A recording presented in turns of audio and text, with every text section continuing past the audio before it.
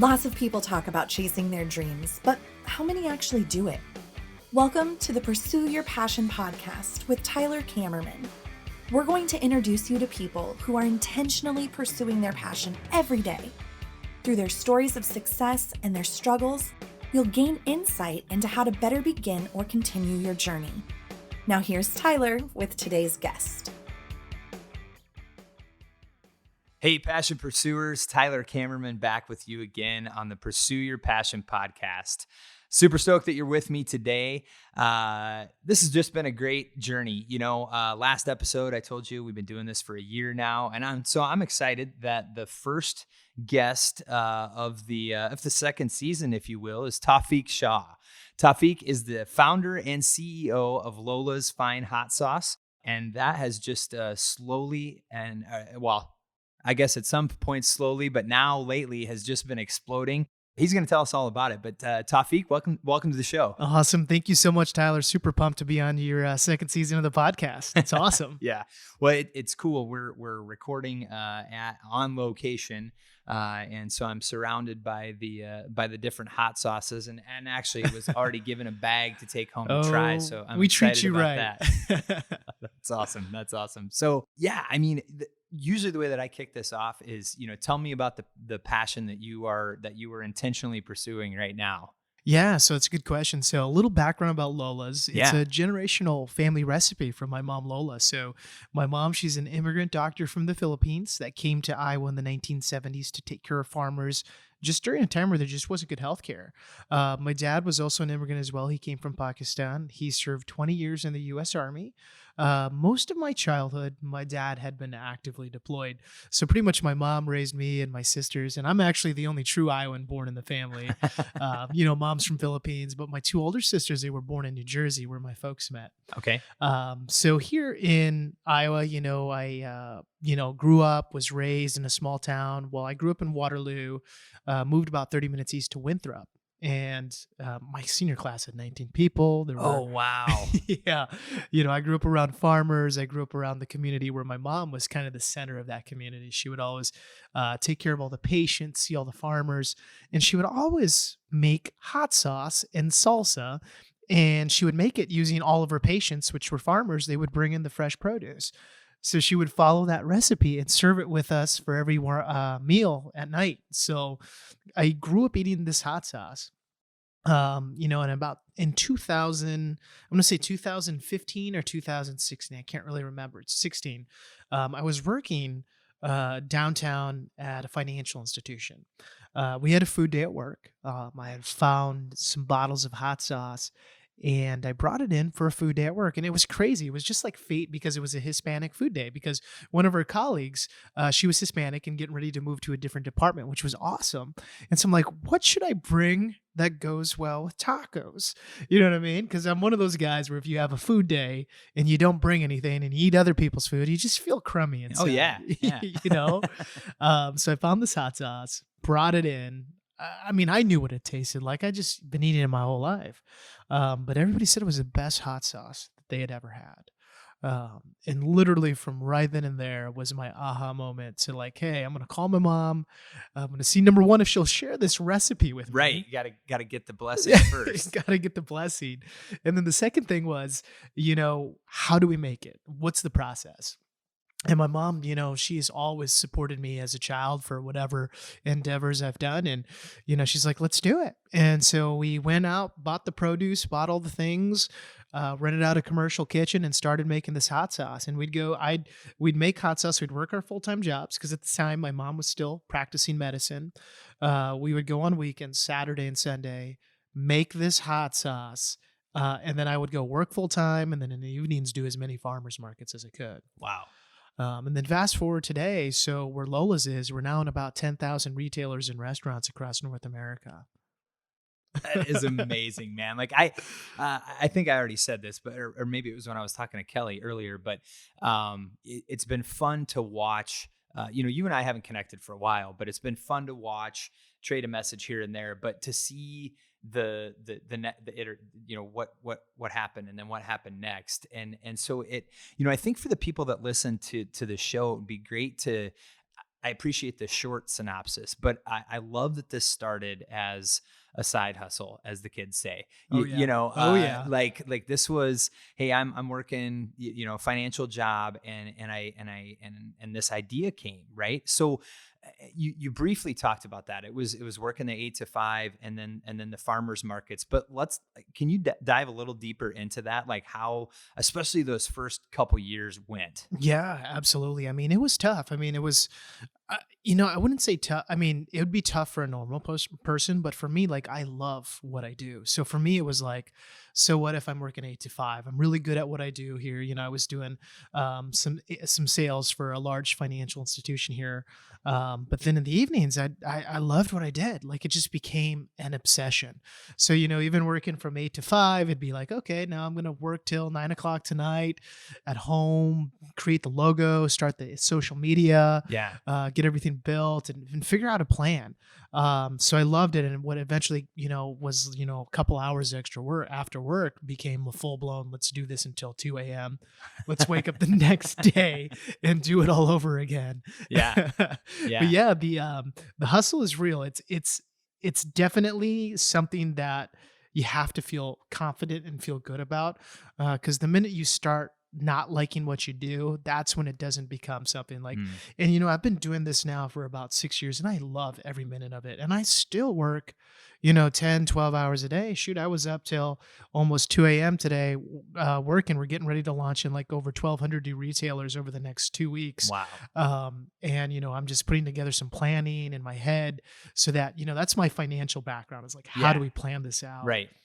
But yeah, the grind is real, the hustle is real, and it's tons of fun. And when you love what you do, it doesn't feel like you're ever working. Yeah, that's huge, and I think what you said there is really important, because I think a lot of times people get so focused on, clearly I need to be doing something else. I have to have this side piece, but um, if you're not passionate about it, then you're gonna get drained a lot Mhm. quicker than if you find something that you really love. So I love that you pointed that out. Yeah, that's exactly right. Yeah.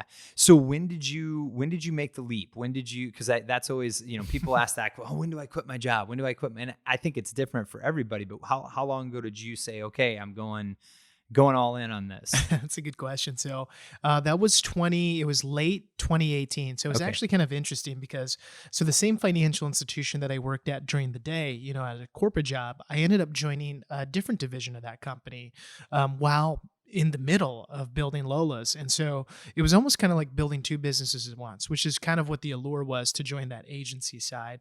I was able to run my own financial practice, helping people plan for retirement and their insurances, all while being able to have the freedom to grow Lola's. And it Hmm. was almost like Lola's was able to connect with customers or be that opening introduction. Because I mean, when you talk to your financial advisor or someone, and someone comes up to you and he's like, "Hey, I've got a bottle of hot sauce for you." I mean, how can you say no? That was a shtick that I didn't have doing the same gig. So well done. Yeah. So, while both were great, I remember graduating and going through the program that was in, and just growing both businesses at once. There was that tipping point where it's like, you know, I I ended up spending more time with Lola's. I loved what I did. I loved interacting with people, with, the customers. And then when we got our products into Hy-Vee and Fairway, for me, standing in a store and talking to everybody that came in through that door, and, I still love talking to people to this day, was just amazing. You know what I mean? For me, it was like, hey, cool, come try my hot sauce. Yeah. I made sure nobody left that store without either trying Lola's or buying Lola's. And I slowly figured out that all my time was spent here. So this is where I've got to be. Yeah. So That's great. it was that decision where I felt financially secure enough, to take that leap of faith, and knew that in my head that if I put 100% of my effort into this thing that I truly love, that it's going to be big. And we're still hit the tip of the iceberg, but we're growing. Yeah. So Yeah. It's great. So you mentioned Hy-Vee and Fairway. Were those kind of two of the early adopters for you? absolutely. That's So great. yeah, yep. Hy-Vee was the very first retailer that brought our products in, and I remember my first pitch to their distribution warehouse, and they're like, "Man, we love you. We love your hot sauce. We're putting you in every store." And I'm like, "What? That How does this work?" How many bottles do you need and when? Yep. Yeah, it was fun. That's great. I mean, and it's cool too that I'm obviously it makes sense. They're both headquartered here nearby. But that's great that they both, early on were willing to, kind of take that chance on you. Exactly. Especially here in Iowa, at the time, like spicy food is not really a thing. When you think of Iowa, do you really think hot sauce? No, I do not. I think we're playing a central evolution involving everybody's taste buds. Yeah.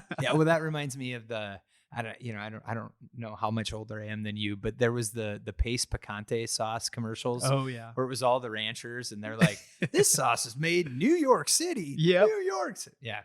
You know the commercial I'm talking Oh, about. yeah, I so do. maybe you should do a play off of that for one of your commercials. Actually a This great idea. Hot sauce is made in Iowa. Where's Iowa? As long as you play the guy. Fair enough. I'm in. I love it.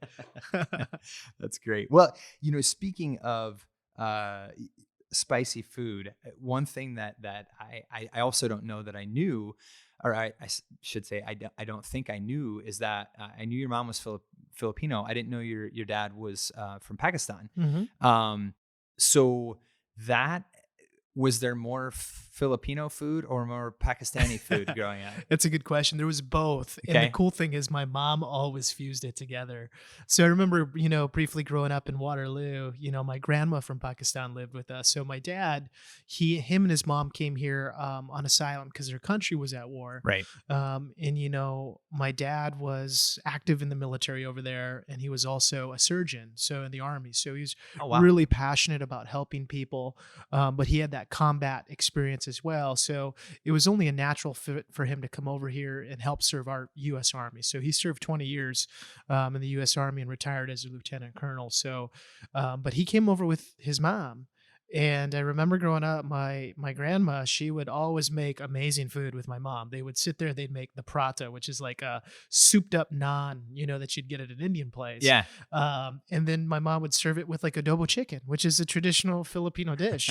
So we always had like those type of foods in the fridge. And then me being as curious as I am today, I'm just like, well, let's mix this with this and it's delicious. And see what happens. Yeah. Yeah, I don't think I've seen a Pakistani Filipino fusion restaurant anywhere. Well, so my sister used to run one. So, I'm trying to think when she opened it. So she opened it, I think, back in 2017 with my mom. So my mom funded the venture for my sister. In Ankeny? Yeah, in Ankeny. Okay. Yep. Oh, yeah. Completely separate entity than what Lola's is. It was my sister spearheading a project. She just wanted to try something different. Yeah. So she did that for four-ish years, and then the pandemic hit. We made it. She made it through the pandemic. We also helped out too, and the cool thing was we had built the hot sauce, right? So the hot sauce was already a national brand, or a regional brand. Sure. And we thought, hey, rather than call it Hannah's Kitchen, Hannah, will it help if we just attach our logo to it? So we trademark license it to her. But yeah, she made it through the pandemic, but she recently had brain surgery back in February. Yeah, she had it was a non-life-threatening tumor, but she was at Mayo Clinic for a couple of months, and my mom had worked at the restaurant. Yeah. And it was just tough. My mom's 79. She's retired. She knows medicine and she knows how to cook great food, but running a restaurant's a little bit of a different story. Yeah, for sure. You combine that with inflation and staffing issues, and my sister was like, I can't do it anymore. She was there from 7 a.m. until midnight every night. And, it was a good decision for her. And it was a good reason to shut it down and let things go and her to go on her own life. Yeah. Wow. Yeah. That's definitely, the restaurant industry is a tough one. It is. It certainly is. But going back a little bit further, what did the kids you said you grew up in Waterloo. When did you move to the small town? Yeah, so I moved after third grade, so it would be fourth grade. So what did the kids in Winthrop think of mom's cooking? Oh, they loved it. I bet they did. They did. I just do you think of hot sauce when you think of Iowa? And I'm like, I always joke because the town I grew up in is very similar to Pella. It's very Dutch influence. And I always joked with my wife that spicy was when you put pepper on something, And it's black pepper, right? Sorry, I should, yes, to complete the joke, I'm talking black pepper, not like, chili pepper or anything like that. So yeah, Iowa is not synonymous with super, spicy or even super flavorful foods for that matter. Oh yeah. So yeah, you probably blew some doors in Winthrop. Yeah, so it was funny. So it's funny that you bring that up because my best friend growing up, Nick, His mom was actually my mom's nurse for the longest time. He actually messaged me on Facebook the other day, and he's like, "Hey, when are you going to start packaging your mom's Mongolian beef? I miss that." And I remember he would always come over to our house every single time my mom had dinner and just eat. Like he would eat a bowl of whatever my mom made. And I would be like, God, I'm sick of eating this. And so I would go to his mom's place and she'd make ham balls Yeah, right. or like, standard stuff that you'd eat, steak and eggs. And I'd be like, this is the best. This is amazing. Yeah. Can we swap homes for a while? That's kind of what we did. Yeah. We swapped dinners. That's funny. Mhm. That's funny. So, talking about childhood, what did you dream about when you were a kid? Or, what did 7-year-old Taufeek want to be? I wanted to be many things. Okay. Went through many phases, but I think at one time I wanted to be an astronaut. At one time I wanted to be a surgeon. But one thing that I always wanted to be was a psychiatrist. It's weird to say that, but I just really enjoy hearing people's stories. And I have a lot of patience, especially my fiance will tell you that I can sit here and you could talk to me for 2 hours. I won't say anything and then respond back with maybe some good insight or wisdom. And I don't pretend to be the best. Sure. But I always knew that I wanted to do something entrepreneurial because growing up as a kid, I had so many different ventures. I had an eBay store when I was 9 years old. Oh, wow. It wasn't an ethical eBay store because I would find stuff that my sisters would throw around and put it on eBay. And I remember one time my sister, my oldest sister, Fatima, she was upset because I had sold her Ace of Base cassette tape. And I was like, well, it's been sitting on this table for a month. Clearly it's fair game. I sold it for like $25. You know what I mean? And, my mom was so proud of me. She always encouraged that. And, I always was big into tech too. So I used to play a lot of games with my friends. And I remember in my mom's medical clinic, we were one of the first clinics in the eastern part of Iowa that we used this program called Doctor Notes, which was a program that they'd come in, they'd build a network, and you do your own internal record keeping, but it would also sync all your computers together. So we were able to, me and my friends, play some games online, like multiplayer MMORPGs, like Sure. and so we would install multiple things and we would play them. But one of my buddies figured out how to duplicate things because we had our own internal server and then upload them to the mainstream server where there were millions of players. And so I remember when we figured out how to do that, we ran an eBay store and started selling those items. And I remember we were making like $5,000 a month. And we were 13 years old at the time. You know what I mean? And we had a solid run for 2 months until they figured out the loophole and patched it. But I remember like selling rings or weapons or shields for other people's characters, and people were paying $50 for them. Sure. Oh, wow. I'm impressed. That's definitely some ingenuity right there at a young age. Yeah, well, I always had a knack for if it's unique or I spotted that was unique, let's go sell it. I made a market for it. Yeah. Oh, that's great. I mean, that's definitely a gift for sure. So, and obviously, I mean, you said this a couple minutes ago. You're just kind of at the tip of the iceberg here. But so far, what's been your biggest success, or what are you the most proud of? Yeah. So are we talking like business wise or just like in general? Or I will let you interpret Sure. that question however you like. I love it. Well, I'll answer it with both. So just like in general, I'm so proud of our team. Like we have a small but mighty team. Just so proud of all the things that our business has transformed from. Because I remember pre-pandemic, it was just really me and one other full-time person. And we had a part-time record keeper and an admin. But to go from that to we've got 12 employees now. And then we have broker partners and manufacturing partners across the country is just something I'm so proud of, because those relationships to maintain are crucial to our growth. During COVID, supply chains were rough. Yeah. And they still are. We're in a very unique environment where, freight's gone up, there's inflationary pressures all around, and we've still been able to maintain these great relationships without having to really impact them. If anything, it brings more positive to them because we're continuing to order and continuing to maintain jobs and build it. As far as like Lola's goes, sales wise, I'm just so proud of where we've gone from one bottle of hot sauce. Actually, I think we had 3 different. I remember I got to send you this picture. So I remember their first bottles of hot sauce. It was mild, medium, and hot. It's like who makes hot sauce and who makes a mild hot sauce? I mean, hot sauce is supposed to be hot. You know what I mean? That was the Iowan influence in you. I know, right? So going from basically 3 original SKUs to now we've got 30, Yeah. across a wide variety of categories, including salsas, individual packets, Bloody Mary mixes, and salsas has been incredible, and the amazing partnerships. We've got a partnership with Casey's, where Casey's licenses our Lola's logo and puts a bottle in every one of their packages for the peanuts, the pretzels. I don't know if you've seen these yet, Tyler. No. Oh, but they're incredible. Here, I got to show you a picture of this. Man, you're gonna love it.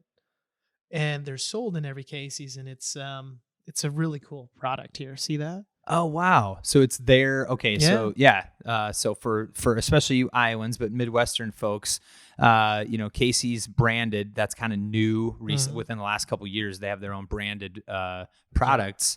A few of those are branded with Lola's. That's awesome, man. Yeah. So I mean, not many people know this, but Casey's is the 3rd largest convenience store chain in the country. They have over 2,700 stores, and for them, we're their only product that has another brand featured on it. So congratulations, man. That's awesome. It's impressive. And we've done the same thing with Hy-Vee. We've got the exclusive items, the salsas, the hot sauces. But then really what I'm super proud of, and maybe it's just sheer luck, about a year ago, I was on TV with Damon John from Shark Tank, not Shark Tank, but he partnered with Lowe's home improvement stores. Yes. Yeah. Yep. So it was impressive because I had no idea what the heck I was doing. And, Damon John's like, send me your pitch video and we're going to get you into stores and, put you in front of them. And I remember I'm like, okay, let's do it. So I did it. And then they're like, hey, we liked your video. Send us another one. Sent them another one. Hey, you're in the top 100. Send us one more video. Hey, you're in the top 10, and then it was like, hey, you're top 5.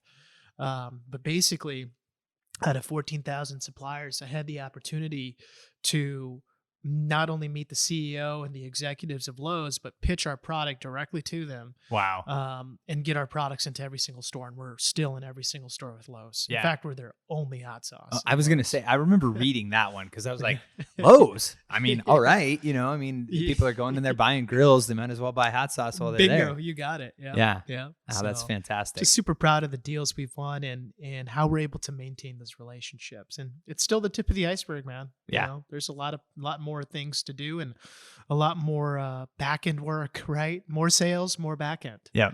Yeah, for sure. So kind of flip that, right? What's been the biggest setback you've experienced or both, or struggle that you've had to work through, and how'd you overcome it?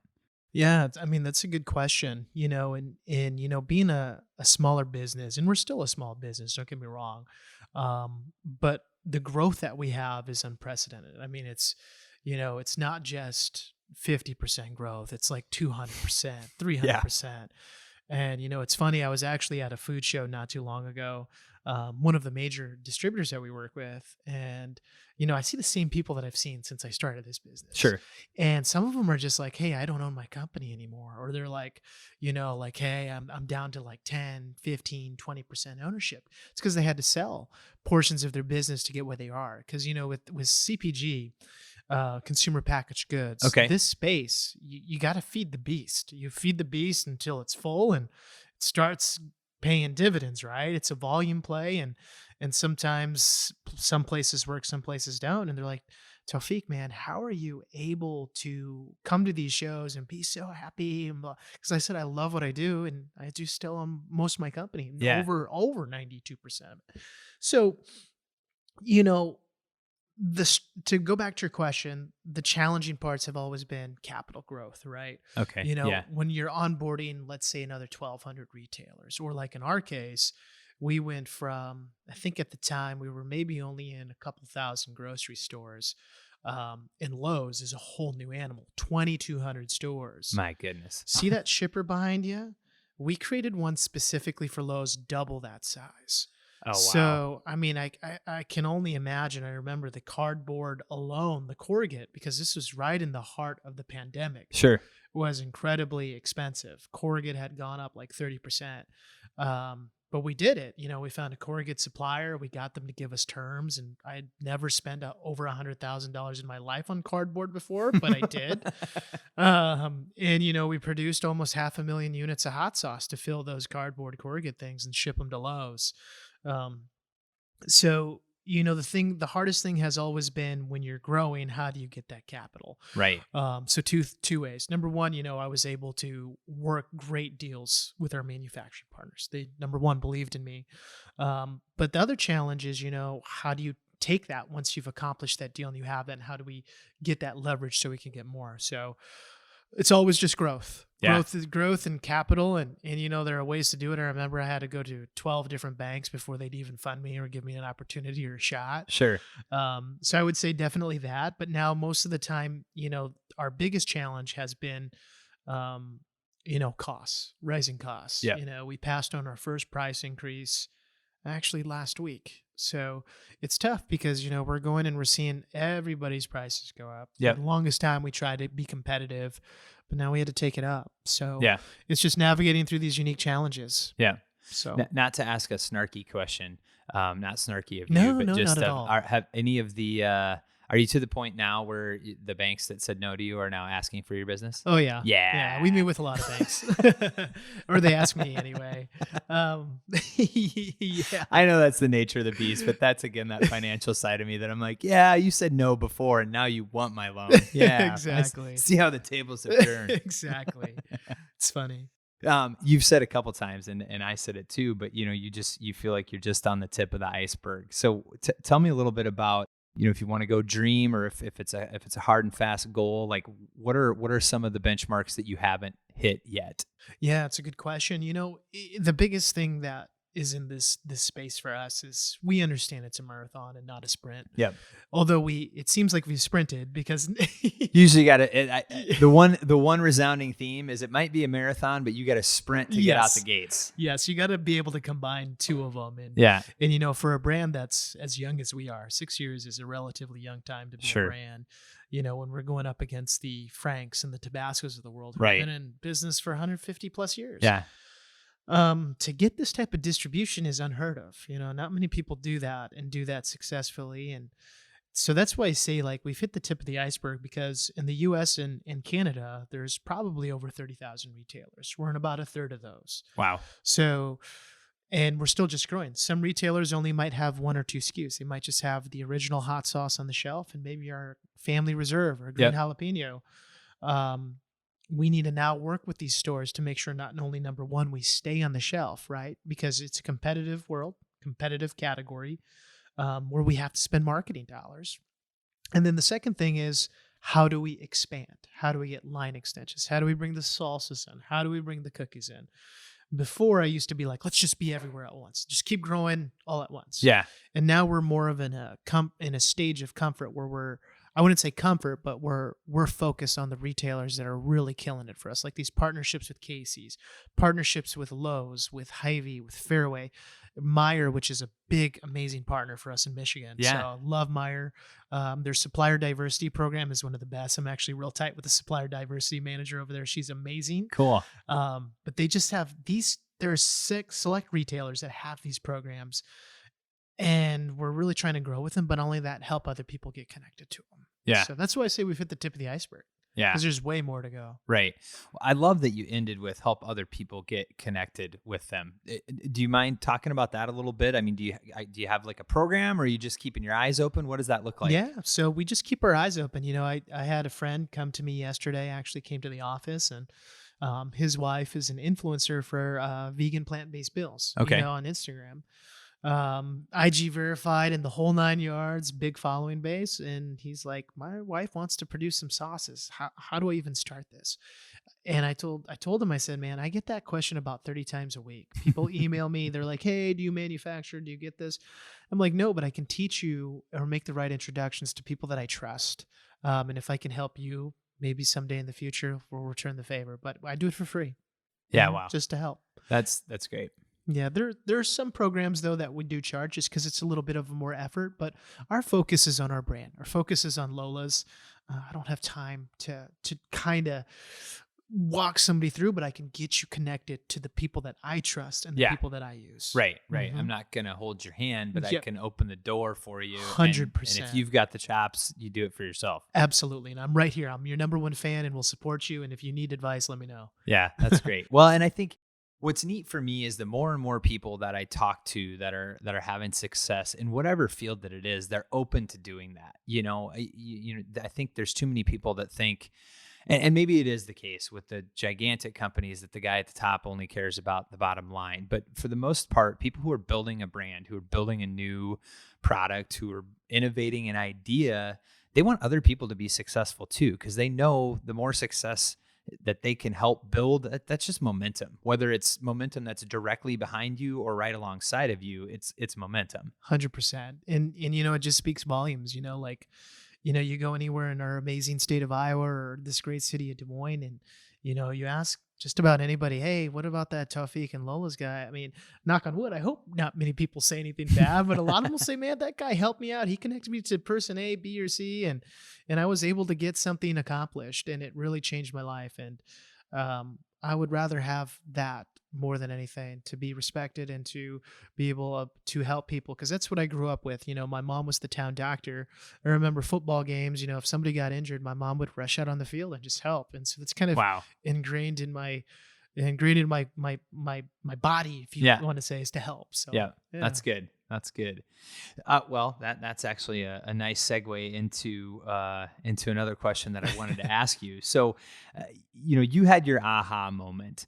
What would you say to somebody that's, it's kind of a two-part question, or you can pick one or the other, but, what would you say to somebody that's struggling to find their passion, or maybe they found it, but they're really stuck or, struggling getting it off the ground?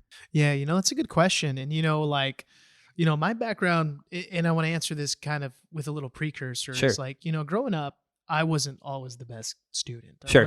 I wasn't a fan of school. For me, it was one of those things that, I didn't take as seriously as I did. So, I mean, I'm the classic case of that kid that just really had a lot of fun, played some sports, and really just kind of coasted by, and for me, I had my son at a relatively young age, with my high school sweetheart. Was completely unexpected. It wasn't, we had graduated high school, but it was a couple of years after. Sure.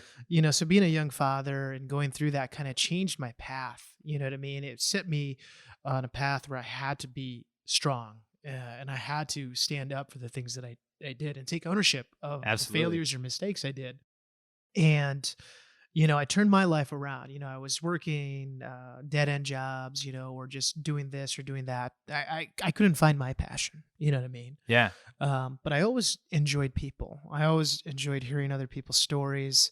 And people would always approach me and be like, Taufeek, you'd be the best salesperson for our job. And I'd be like, well, I don't really want to sell diamonds or rings or things like that. Sure. I mean, it's whatever, just whoever came through when I was working, as a server at a time. It wasn't until I started in the financial industry when I was younger. So when I graduated high school, I went to DMAC for 2 years. And then I went to Iowa State for about a year.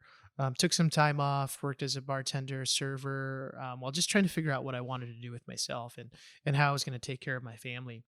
And I ended up getting a job, that had structure. It was 8 to 5, working with other people, working in the financial world, per se, trades, all that stuff. And I remember one of my first mentors was my boss there. And he said, look, Taufeek, you're incredible at what you do. I just want to tell you one thing, though. To make it in this industry, you kind of have to finish school, being a I mean, at the time, that was kind of the president, right? At Sure. this time, I don't know, Yeah. School, is it worth it to get $100,000 in debt or start off with a great job? I mean, I don't know, but I remember that. And, I took that seriously. Yeah. I worked full time. I got promoted like a couple times in a row. And this was, mind you, like 2010, like right after the financial crisis. Yeah. And I'm working in the financial industry, Right. which was going through massive changes. Yep. But the cool thing is the company I worked for paid for my college tuition.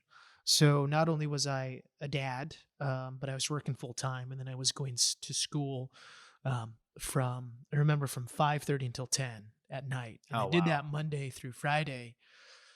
I think for about another year and a half, 2 years until I graduated, and I graduated with a finance degree and management degree from Grandview University here local, and Yep. changed my life. You know what I mean? That hard work. So to kind of answer your question, somebody that's in a rut, I've been there. Um, and sometimes it takes a great mentor or an unexpected mentor, or for you to just sit down and say, look, if I'm not happy here, then I need to change where I'm at and I need to go somewhere else. If you're not happy in your job, kind of like what you told me earlier today, Tyler, your passion is your podcast. You love what you do, but this is where it's at. This is your Lola, Yeah. right? Right.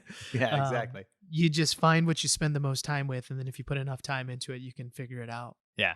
Yeah. That's great. That's great. So another question that I always like to ask, but I probably need to ask the question first. Are you a reader? Do you like to read books? I do. So, the funny thing is I haven't read books in a while because, everything's on our phone now. Right. I mean, unless you Yeah. consider an ebook a book. Absolutely. Absolutely. And audiobooks as well. Yeah. Yeah. I've never done the audiobook, actually. No. So that's been a big one for me because I said, I want to read books, and then I don't read books because I have trouble finding the time to read a book, same.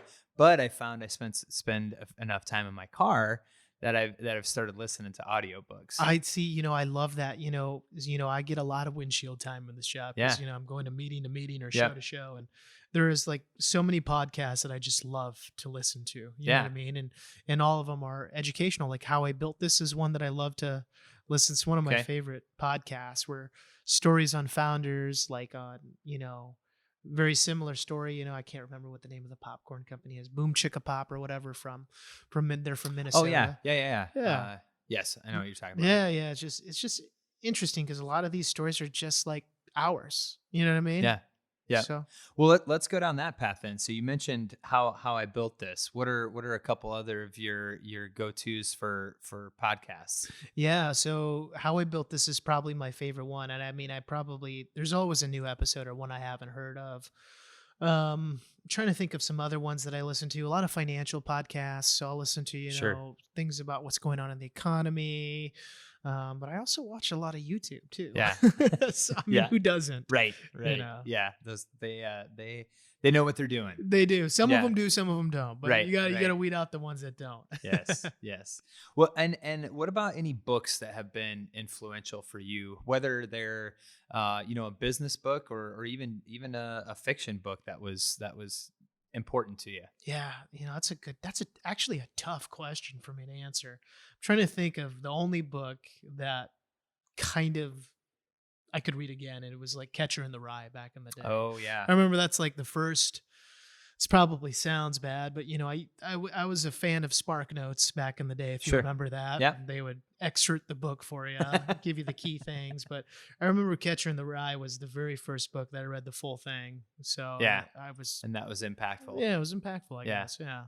Well, you mentioned your sisters, Hannah and Fatima. Fatima. Mhm. So there's a book called oh my gosh, how am I going to forget it right now? The Alchemist Oh yes, by Paulo Coelho. I've heard of it. Well, his love interest is Fatima. Oh really? But when I read it to my son, I was pronouncing it Fatima. So now I realized I have to go and tell Ian that I was pronouncing her name wrong. It depends. I mean, I've always called Fatima. I mean, some people call it Fatima. Yeah. So it just. I'm sure you're right. No, well, it's your family name, so we're gonna go with yours. Love it. So, Taufeek, it's been a great conversation today. I love the passion behind the work that you're doing. And I knew it was there even before talking to you because it's evident just in the stories that you share, on social media. And I definitely wish you the best of luck with everything that you're doing. So if the listeners would like to get in touch with you or learn more about Lola's, what's the best spot? Is it website? Is it social? What's the best way for them to reach out? Awesome. Yeah, absolutely. And you can follow us anywhere. So, I mean, follow us on social. We're at Lola's Fine Hot Sauce on Facebook and Instagram. On Twitter, we're Lola's Fine Sauce. Unfortunately, Lola's Fine hot sauce is too long and Lola's was taken. And then, of course, TikTok, Snapchat, where Lola's Fine Sauces. So definitely follow us there or go to www.lolasfinehotsauce.com. You can definitely check out our cool, amazing products, videos, collaborations, and everything that we're doing. So yeah, absolutely. Awesome. Well, Taufeek, thanks again for being on the show. Thank you for the passion that you have for what you're doing. And I love the other thing that you shared about, helping other people and opening doors for them. So keep doing what you're doing. Awesome. Thank you, Tyler. Appreciate you having me. Absolutely. Absolutely. All right, Passion Pursuers, I've got some exciting news for you. If you'd like to give one of Lola's awesome products a try, go to lolasfinehotsauce.com. Use the promo code PASSION2022. So that's PASSION2022, and you'll get 15% off for being a Pursue Your Passion podcast listener. Go support our friend Taufeek and Lola's Hot Sauce. Keep intentionally pursuing those passions, and we'll talk to you all again soon. If you have questions or would like to contact us, please check out the show details for contact information. Thanks for listening to the Pursue Your Passion podcast.